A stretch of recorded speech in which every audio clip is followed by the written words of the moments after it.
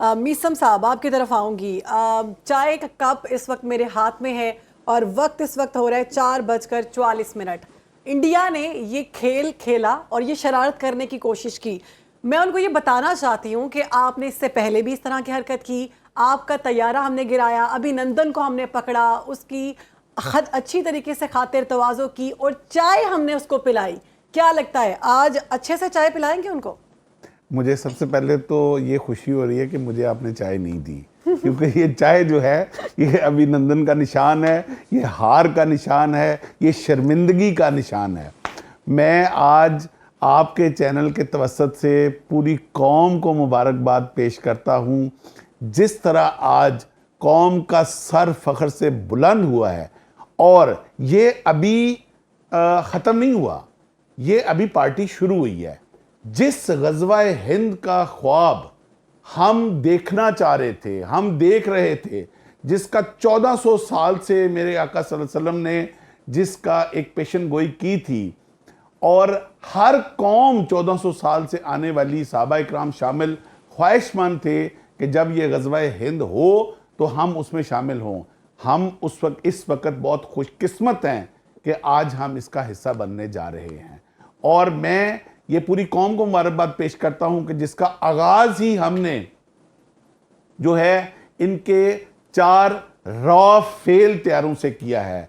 ये फ्रेंच वाला राफेल तो एक और है, ये बेसिकली रा का फेल होने का ये सारा सबब बना है। ये सारा जो प्लान बनाया गया था, ये जो पूरा ड्रामा स्क्रिप्ट लिखा गया था, आप तो चैनल वाले हैं, बहुत अच्छा स्क्रिप्ट राइटिंग को समझते हैं।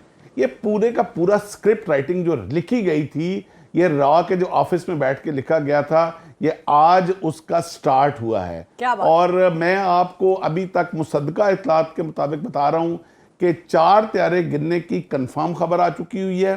5वें की अभी थोड़ी देर के बाद आपके पास, वैसे आपने तो दे दिए, लेकिन मैं मुसद्दका इत्तला की बात कर रहा हूँ। जी बिल्कुल, अभी इंटरनेशनल मीडिया भी उनकी कंफर्मेशन दे रहा है। ये ऊंचा दुकान फीकी पकवान, ये गौमूत्र पीने वाली कौम, किस कौम से तुम लड़ने जा रहे हो?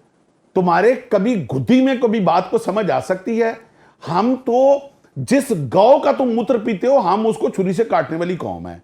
हम उसको छुरी से काटना भी जानते हैं, हम उसको गोली से मारना भी जानते हैं, और हम वो मिसाइल बनाना भी जानते हैं जो तुम्हारी आखिरी हदों तक पहुंचेगा। बहुत सारे जी आप ही की बात को आगे बढ़ाते हुए भी आपने जिक्र किया कि स्क्रिप्ट जो लिखा गया था, अभी हमने ये देखा कि मोदी सरकार अपनी हुकूमत को तवालत देने के लिए, उसको मजीद तूल देने के लिए इस तरह की भोंडी और मजमूम हरकतें पहले भी करती रही है, और अब एक बार फिर से वो गलती कर बैठे हैं। लेकिन अब बजा तौर पर मेरे ख्याल से ये कहा जा सकता है, आप भी यकीनन तायद करेंगे कि मोदी सरकार का अब जाना ठहर चुका है।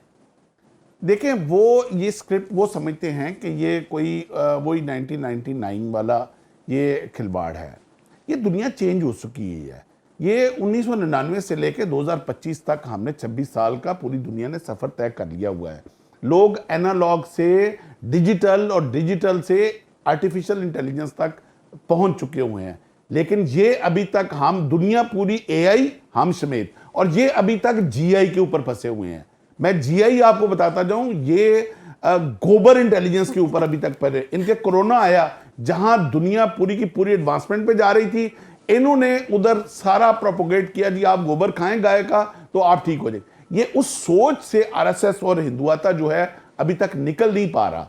और ये इंडिया की कौम, ये मैं आपके थोड़ी सी तज़ीक कर दूं, आपने 2-3 दफ़ा कुछ अल्फाज यूज़ किए कि हम भारतीय कौम को, ये भारतीय कौम इस वक्त मजलूम तरीन कौम है। इससे ज्यादा उसके साथ जुल्म क्या हो कि मोदी जैसा शख्स उनका इस वक्त सरबराह है। आज हम भारतीय कौम के हमदर्द हैं। आज भी हमने जो निशाना बनाया है, हमने किसी नहती कौम को निशाना नहीं बनाया।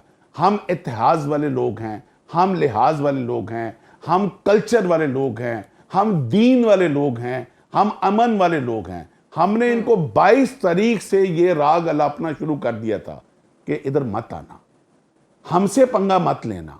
जो हाथ उठेंगे हमारी तरफ, वो हाथ वापस नहीं जाएंगे, कट के उधर ही फेंक दिएंगे। जो आए थे लगाने आग हमारे आशियाने को, वो उन एक बच्चे के लहू ने आज बुझा दिए। ठीक, वाह यकीनन। वाह, बहुत जबरदस्त। अच्छा, हाँ। बिल्कुल, पाकिस्तान मुंह तोड़ जवाब देगा। और हमने देखा कि भारत की जो गवर्नमेंट है, मोदी की बात की जाए और गोदी मीडिया की बात की जाए, तो बिल्कुल दुरुस्त आपने कहा कि एक अरसे से हम देख रहे हैं कि वहाँ पर मजहबी इंतशार फैलाया जा रहा है। मुसलमान हैं, ईसाई हैं, सिख बिरादरी है, बरतानिया की बात की जाए, कनाडा की बात की जाए, अमेरिका की बात की जाए, वहाँ पर भारत की जो दहशतगर्दी है वो उसका निशाना बन रहे हैं। सिफारती महाज पर भी हम देख रहे हैं मीसम रजा साहब कि भारत को बड़ी नाकामी का सामना हुआ है। ट्रंप तो कायल नहीं हुए, ट्रंप ने उल्टा कहा है कि ये बहुत स्टूपिड हरकत की गई है। कितना बड़ा तमाचा है, क्या कहेंगे आप? मैं जब ट्रंप साहब का बयान आया है, ओपनिंग उनकी स्टेटमेंट जब आई है, लिटरली मैं डिप्लोमेटिक वर्ड में इस तरह स्टूपिड कहना, इट मीन्स अ लॉट। वैसे तो ट्रंप साहब से आप कुछ भी एक्सपेक्ट कर सकते हैं, बड़े बोल्ड प्रेसिडेंट हैं वो, मगर बड़ी ही उन्होंने एग्जैक्ट वर्ड यूज़ किया है जो इस वक्त जो आरएसएस माइंडसेट जो इस वक्त इंडिया के ऊपर मुसल्लत हुआ है, उसके ऊपर जो वर्ड उन्होंने यूज़ किया है कि ये स्टूपिडिटी है। और ओनली स्टूपिड पीपल से ये एक्सपेक्ट किया जा सकता है कि इस तरह की। अब आप थोड़ा सा जिस जंगी जुनून में आप शराबूर हुए हैं, एक लम्हे के लिए अपनी असेसमेंट करें कि किस दौर में आप जी रहे हैं और किनके साथ आप छेड़छाड़ कर रहे हैं। एक न्यूक्लियर स्टेट है जो इस वक्त जिसने अपनी सारी जिंदगी पहले 25 साल निकालने के बाद 73 से लेके 2025 तक अपनी पूरी जिंदगी, जिस तरह हमारे एक लीडर ने कहा था कि हम घास खा लेंगे मगर हम न्यूक्लियर जरूर बनाएंगे, लिटरली हम घास के ऊपर हैं। बिल्कुल, हम इस वक्त बहुत इकोनॉमी के लिहाज से हम किसी ग्रेड में नहीं हैं, बट हमें फख्र है उन हाथों के ऊपर, उन इंजीनियर्स के हाथों के ऊपर जिन्होंने आज, जिनकी वजह से न सिर्फ पाकिस्तान बल्कि पूरी उम्मत मुसलमान का सर फख्र से बुलंद है। और उस कौम के साथ तुम छेड़छाड़ कर रही हो कि जिन्होंने ये परमाणु हथियार, जो लैंग्वेज तुम समझते हो मैं उसमें बोल रहा हूं, ये परमाणु हथियार जो थे वो इसी युद्ध के लिए बनाए थे, जिसको तुम छेड़ाछाड़ी करने के लिए जा रहे हो, जिस कौम को तुम छेड़ने की कोशिश कर रहे हो। हम तो, मैं हल्फन ये इस पूरी कौम के बिहाफ पे ये बात कर रहा हूं कि तुम लोग इतना जिंदगी से प्यार नहीं करते हो जितना हम लोग मौत से प्यार करते हैं। अतर काजमी साहब ने बड़ी खूबसूरत आगे बात की, जो वॉलंटियर्स, मिलिट्री वॉलंटियर्स ऑफिसर्स की, मैं वो जो लिस्ट है वो 24,308 वॉलंटियर ऑफिसर्स हैं जिन्होंने नाम अपने दे दिए हुए हैं वन साइडेड सुसाइडल मिशन के लिए, कि जब हम इंडिया जाएंगे तो हम उस मिशन पे जाना चाहते हैं जिसमें वापस ना आना गारंटीड है। This is the highest ever ratio of any army in the history, कि किसी आर्मी के, और मैं अभी जवानों की बात नहीं कर रहा, मैं अपने जूनियर कमीशन ऑफिसर्स की बात नहीं कर रहा, मैं इनके वो बुजदिल मेजर संदीप जिसने बरनाला के बस स्टेशन को टारगेट बनाने की प्लान किया था और एक बेचारा एक सूबेदार को बीच में इंडियन उसको टारगेट बना के भेजा हुआ था, मैं उसकी बात, मैं दलेर पाकिस्तानी फौजी अफसरों की बात कर रहा हूं।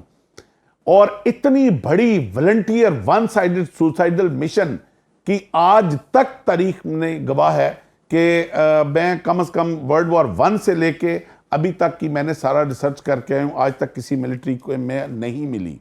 उसके बाद जो जज्बा इस कौम का है, हमारे आपसी 100 इख्तलाफात होंगे और हर एक अच्छी और जो जज्बे वाली कौम होती है उसके आपसी इख्तलाफात जरूर होते हैं और ये एक हेल्दी कौम की निशानी भी होती है। लेकिन ये याद रखना कि तुम ही वो वाहिद सबब हो जिसके लिए हम इकट्ठे होते हैं।